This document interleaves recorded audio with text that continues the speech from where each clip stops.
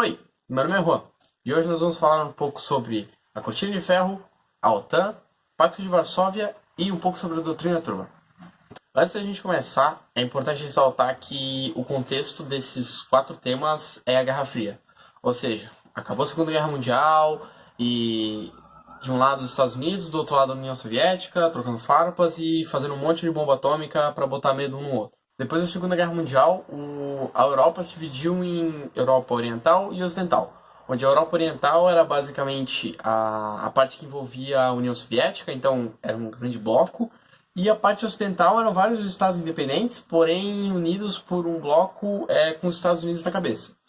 E a divisão entre esses dois foi chamada Cortina de Ferro. Nesse cenário pós-guerra, muitos estados estavam em declínio, e os Estados Unidos e a União Soviética estavam crescendo muito, por causa da venda que eles acabam gerando com a necessidade dos outros países. Foi aí que um estadista britânico chamado Winston Churchill percebeu essa ameaça comunista para o lado capitalista da Europa.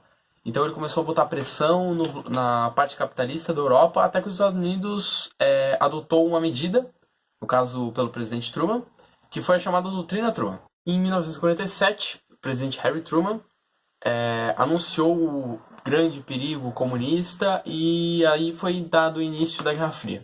O que se imaginava na Guerra Fria é que a qualquer momento, qualquer troca de farpa acabasse gerando uma guerra atômica.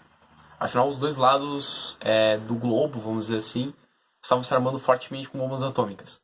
No dia 4 de abril de 1949, a presidência dos Estados Unidos, junto com o lado capitalista da Europa, em vista dessa ameaça comunista que o estadista britânico pôs, ele criou a OTAN, que é a Organização do Tratado do Atlântico Norte, que é basicamente o bloco capitalista que se uniu para juntar forças militares, ou seja, botar pressão e intimidar o lado comunista, de que eles eram fortes e poderiam terminar com eles a qualquer momento. Do outro lado, a União Soviética, junto com os países comunistas da época, fizeram o Pacto de Varsóvia, ou o Tratado de Varsóvia, que estabeleceu a cidade de Varsóvia, da Polônia, como capital de um bloco comunista que também iria unir forças militares e assim se opor contra o lado capitalista do momento. Logo houve declínio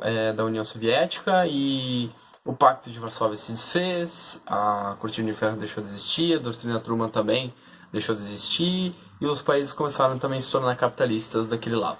Porém, hoje em dia, a OTAN não tem mais esse papel na Guerra Fria de intimidar o perigo comunista e ela começou a assumir novos papéis. Um exemplo disso é assim que o Congresso de Segurança da ONU assumiu a OTAN, eles interviram na Guerra da ex-Iugoslávia. Em 2001, como existia um pacto de solidariedade militar, ou seja, os países se sentiam um só. Por exemplo, se um país fosse atacado, era como se atacasse os demais. E por isso que os Estados Unidos invadiu o Afeganistão quando eles atacaram um país aliado da OTAN. E é assim que a OTAN age hoje em dia.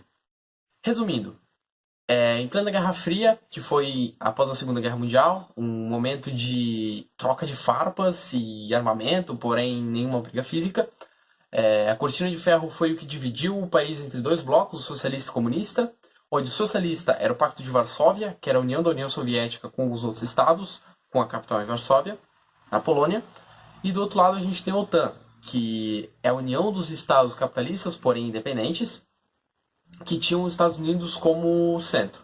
E os Estados Unidos, antes disso, assumiu a doutrina Truman, que era basicamente eliminar o perigo comunista naqueles países e cortar relações comerciais, por exemplo, com países comunistas.